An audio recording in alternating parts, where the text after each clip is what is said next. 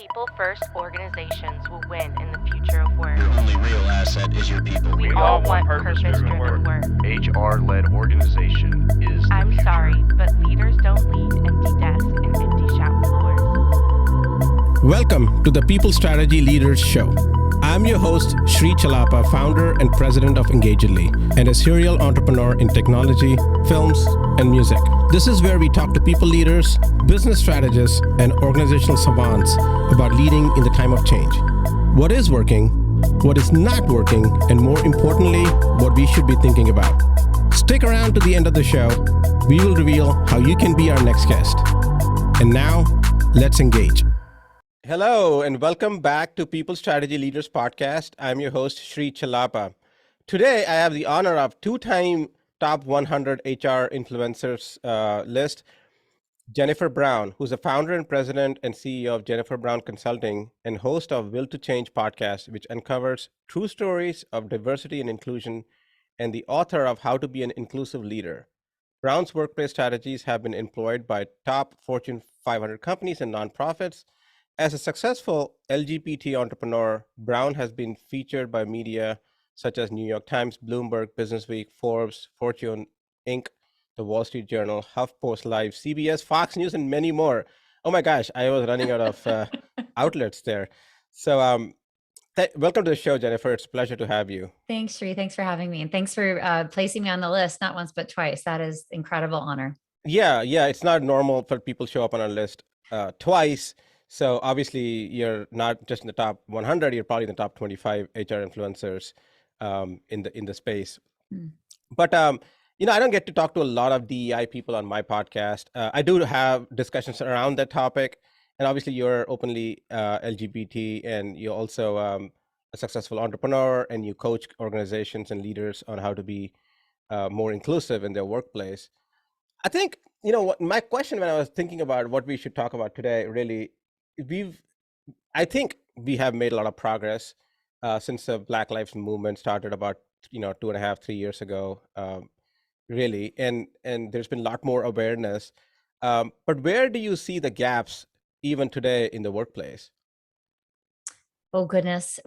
We are still, the tendency now, 2.5 years in, as you point out, is to go back to sleep, to return to what's comfortable, to not challenge ourselves and the systems around us, to go back to what was before. And I don't think it's helping that, there are leaders out there who are calling everybody back to the office. It's sort of a Groundhog Day moment. But everything has changed, everything has. And this was a well-needed wake-up call, I think, through crisis and tragedy, of course. But we needed this. We needed to be shaken out of the status quo and to really challenge this workplace that never did really work well for all identities. It did not at all. In fact, it squandered, I think, the potential and the productivity and the engagement and really the purpose of so many of us in that system, where we were maybe disregarded, where we didn't see anyone that looked like us, where we didn't feel like truly seen and heard. And so now we're just so much smarter about all of those factors. And I hate to see anyone go back to sleep because of what we've been shown. Our responsibility and accountability really to not just our current workplace, but that future generation of leaders is to build something better, to build something different. Something that really galvanizes all the talent in an organization, really unleashes the power of that. And knowing what we know now, what would we build differently? But what gets in the way, which I think is your question, is we hate to change. We have a lot of our egos are wrapped up in what we've built, what we're proudest of, how we've led in the past, what's worked for us, how organizations have been successful in the past. But we've got to know, if we're a good leader, that the ground is constantly shifting under us. And we're only as effective as we were yesterday. Our systems are only as effective as they are now. And really, even better, foreseeing into the future, what are we going to need to look like? What are we going to need to be good at? That's really, to me, the measure of both organizations and leaders who are going to make the pivot successfully. Yeah. So, I was looking at your book. You just released a new edition of How to Be an Inclusive Leader, which is the copy here. If you can see the video, this is the copy of that. And So what led you to do a newer edition of this book? Yeah, well, 2019 was a long time ago in It many seems ways. like it anyway. Maybe not Right. chronologically, but in every other way. I changed. I think the conversation changed, the appetite for the conversation changed, the need for more specificity in terms of, well, what can I do? I get it. I want to be different, better. I want to evolve. What does that really look like though in practice? So I wanted to retain the model I know we're going to talk about in a moment, Shri, but I wanted to put like new meat on the bones. I wanted to flesh it out given the current state, given our current context, given everything we should be incorporating from what we've learned. And it was I honestly would recommend this for any author to go back and really update your work. And to me, there are timeless aspects of what we write as authors, and then there are aspects that are very, I think, situational. And it was this really cool way to retain what was evergreen and what has become a really beloved 4-stage model for learning, but then to flesh it out differently. And so we added new stories, we updated, current events. We tried to keep it in this like delicate balance, I think, of the timeless and the timely. And that's really tricky to do, but my hats off to my editor at Barrett Kohler, who they've done 300 books, 400, I don't even know how many at this point, such tons of leadership books that are bestsellers over decades. And the advice I was given was, try to make this evergreen, try to make this timeless so that it speaks to any era that picks it up. And I hope that I can write at least one book that becomes timeless in that way, becomes that sort of super, best-selling, but even more than that, continues to impact generation upon generation. I mean, that would be the dream of my life. Yeah, yeah. I think one of the things I really liked about this book, to be honest, is that you have a 4-stage approach to building an inclusive leadership, and it's not like a 15-stage F. So I'm glad you simplified it for a lot of people out there. You talk about unaware, aware, active, advocate. Can you talk about these 4 stages briefly for the audience? Sure thing. Yeah, I wanted to make it simple, Shri. It just feels like this work is somehow kind of mysterious and also triggering and creates defensiveness. And I don't think the confusion and the overwhelm helps us. It doesn't help us evolve and understand sort of what does progress look like and how do I mark my progress. So the 4 stages are unaware, aware, active, and advocate. And I'll just go through each one briefly. Unaware is, I'm asleep. I don't know. I don't agree. I might be in active resistance, or I might just be really passive and sitting on the sidelines. I think it can be both. And I can actually even be passive because I believe, I'm a good person and I'm equality minded. And, maybe this is a personal belief I hold. But I would argue that unaware is a problem for leaders and organizations because it means we intend something, but we're not concerned with the impact. And we're not even awake to the need for change.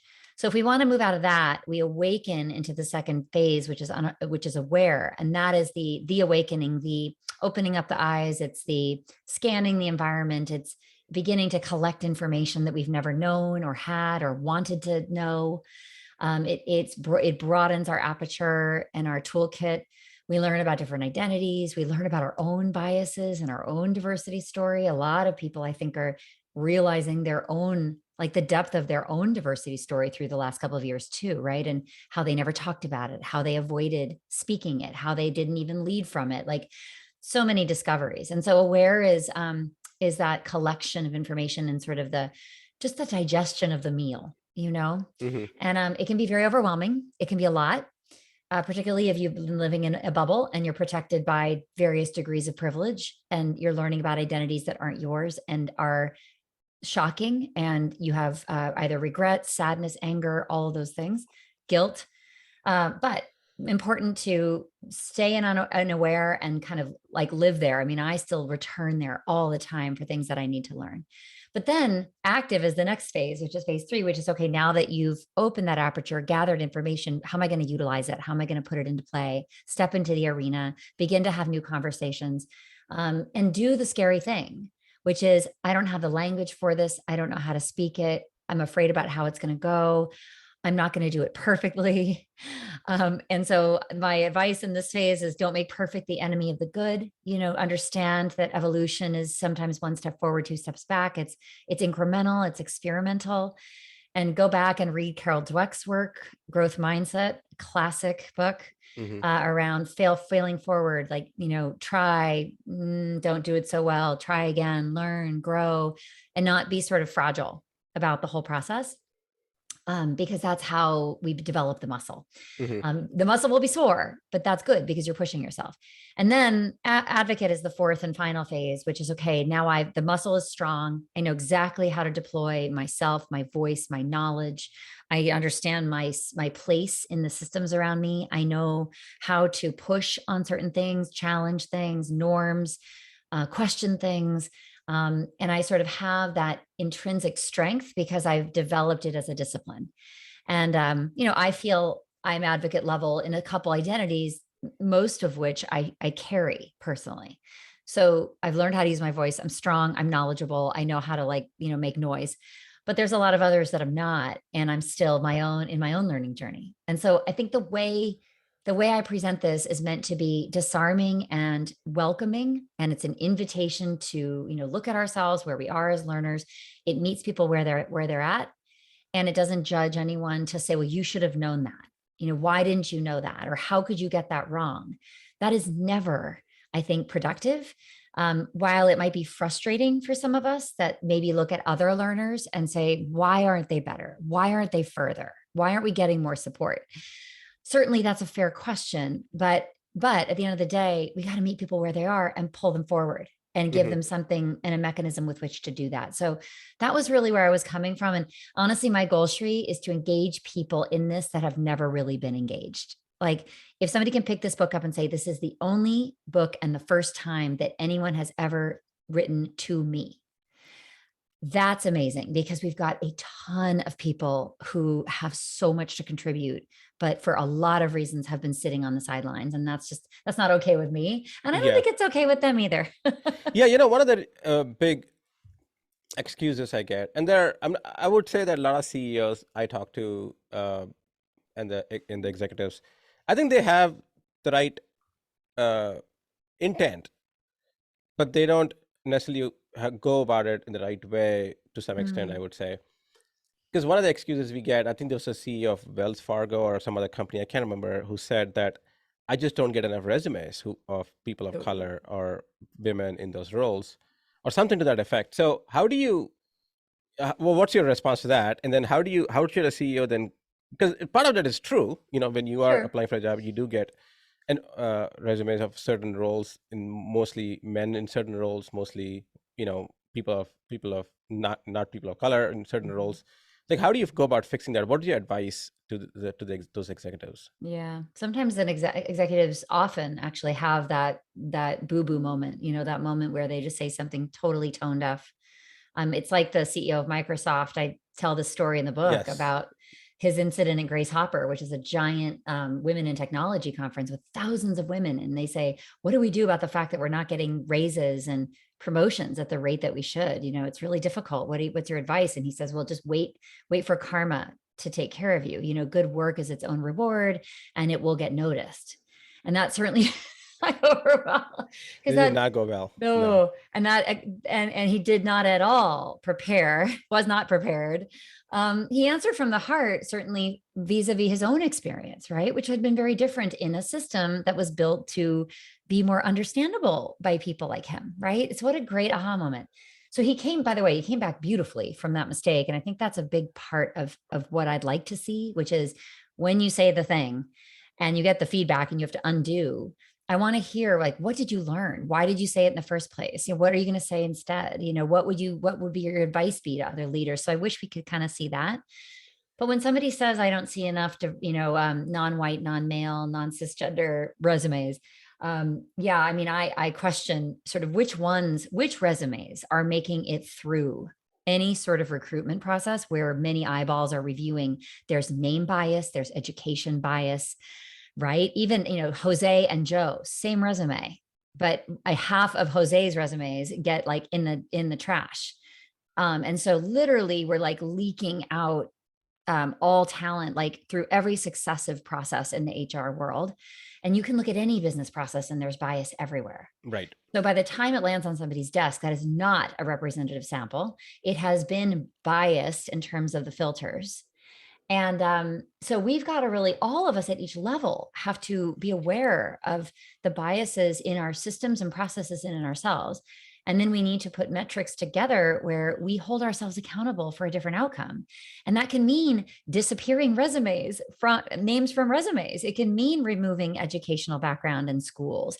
It can mean removing gaps in resumes. I mean, people have deep-seated biases about this stuff, and they don't even know, hence the word unconscious, that they are not giving this person a fair shake. So yeah, I think, and also I would say, where are you looking for talent? Are you looking in the same pools? Are you still, and yes, the answer is we are still fishing in the same ponds, and we're not truly committed to looking outside of what we've traditionally required for a job. I think that's another huge bias, is sort of, we've got this super chaotic changing world, but we're using a lot of the same criteria that we've used for years to kind of, pass or fail, candidates. When people are so brilliant in the way they approach work and problem solving these days, especially younger generation, like different tools, different toolkits, different mindsets.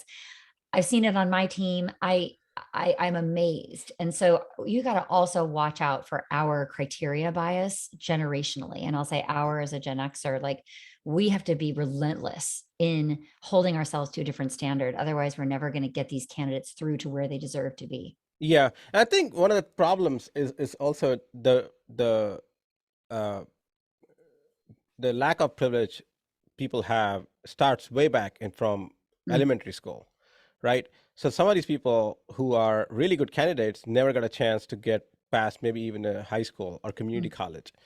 A similar person from a privileged quote unquote background would have gone to an Ivy League with the same intelligence and aptitude and whatnot, because they came from the right zip code, if you will, right?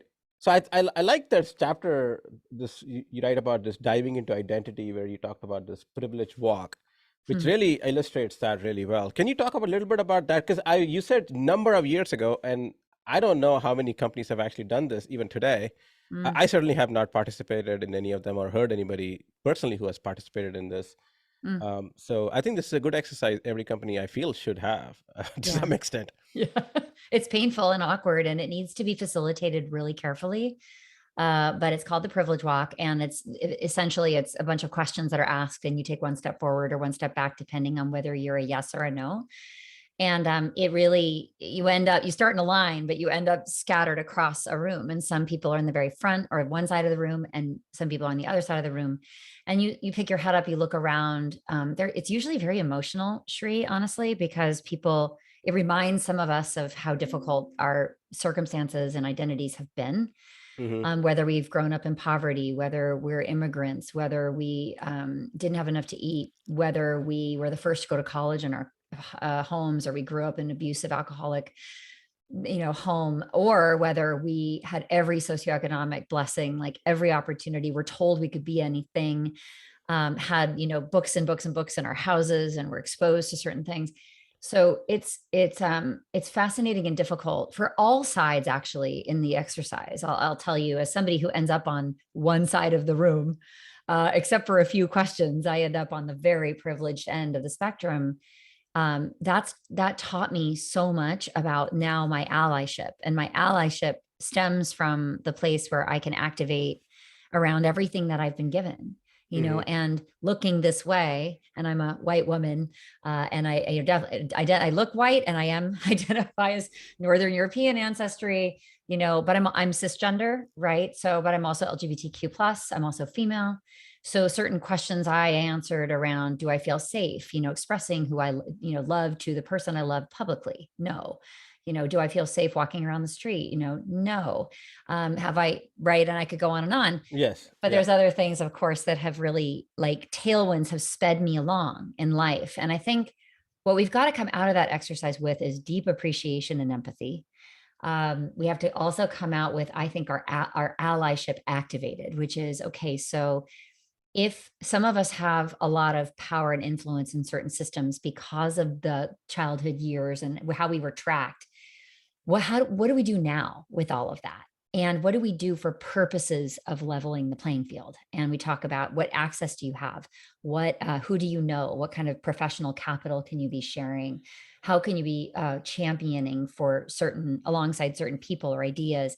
And I think some of us have permission to do that because of this unearned, maybe earned, but largely unearned way that people perceive like what club we're in or what identity we're a part of, and they give us access. I've had it happen to me, but I've also had it not happen to me. I mean, when I'm co-facilitating with a cisgender man, regardless of his ethnicity, he may have a lot of male privilege that I don't enjoy, and aligning with him as my ally is a very powerful lift for me. So I think it works so many ways, and we cannot sit in this place of, well, those people have everything, I have nothing. It's not true. We all are this blend of different things. And yes, the privilege walk does that to us and pulls us apart so we can see. But I think that honestly, most humans have a real kind of variety of identities, and some of which are maybe marginalized and some of which are, bring a lot of opportunity for allyship. And all of that is so actionable, especially the allyship stuff. Like right away, you don't need to have special training. You don't need to go, and make, you barely need to plan. You just need to be thoughtful about what can I do that is easier for me to do than for somebody else to do. And I need to go do that. Yeah. Yeah. Yeah. Well, this has been very insightful. So Jennifer, the last question here. So you obviously have a consulting practice around building more diverse organizations. Can you talk to me a little bit about, just a little bit about your approach, and how can organizations who are looking for that reach you, and what type of problems are you really solving for them? Yeah. So typically companies, they don't know what they don't know. Speaking of the continuum, they're in unaware and they're coming into aware, or maybe they're in aware and they want to get to active. So this can apply to companies as well. And we worked across industries. So it really is irrespective of industries, I would say. And more smaller and medium-sized companies are actually beginning their DEI journey. So we get the call, funny enough, you wouldn't think this is true, but we don't get the call coming out of crises usually. We usually get summoned in by companies that really want to do better. They want to accelerate, right? They're going through a lot of change, or they have a new leader who's really ambitious for their D&I, roles and metrics, and trying to, get on the playing field, so to speak. So we get called to really invest with the energy of a client, and they want to go, they just don't know how to go and what to put in place. And we collect data and we give strategic advice. We'll actually build the strategy with them from the top down and the bottom up. We'll institute diversity committees. We'll put things in place. We'll start employee resource groups. We'll deliver inclusive leader training across the board so that everybody's kind of on the same page and working with the same vocabulary. So we do, and then I keynote and write, and I'm like the fire starter. So often I'll be out in front starting that conversation, right? Being that first voice that a company might hear. And then, getting everybody excited for the work ahead. And then I have a wonderful team that can kind of come in and build and execute that work. So it's this wonderful situation I find myself in after nearly 20 years in this work, that we can begin the conversation and we can follow it through, like all the way through. And so many of our clients we've been working with for over a year, 2 years, 3 years, as they've progressed and wanting to up the ante, wanting to, set, stretch metrics, wanting to be better and faster. And we love those clients that we can grow with and continue to ride alongside and bring all that, wisdom from our world to bear for them. And so that's basically what we do. And we have like many Fortune 500, 1000 clients. I've always been corporate, but we have some nonprofits and wonderful academic institutions as well. And really organizations are organizations. It's just a question of different stakeholders, Right. names, lexicons, et cetera. Yeah. Well, thank you, Jennifer. It's been very insightful. One message I would give to the CEOs is diversity, practicing diversity and building that in your organization is not only the right thing to do, it's actually the profitable thing to do, because diverse organizations outperform less diverse organizations. That's right. So Jennifer Brown, her book is How to Be an Inclusive Leader. Thank you, Jennifer, for being on the show. Thank you, Shri. Thanks for having me. Thank you. Shri Chellappa here. Thank you so much for listening to the People Strategy Leaders podcast. If you are a successful leader or a people strategist who would like to be on this program, please visit engagedly.com/People Strategy Leaders podcast. If you got something out of this interview, would you share this episode on social media? If you know someone that would be a great guest, tag them on social media to let them know about the show and include the hashtag People Strategy Leaders. I love seeing your posts and guest suggestions. We are regularly putting out new episodes and content. To make sure you don't miss any episodes, go ahead and subscribe. Your thumbs up, ratings, and reviews go a long way to help promote the show and mean a lot to me and my team. Want to know more? Follow me on LinkedIn and Twitter @Sri Chellappa. Thanks for listening. We will see you next time.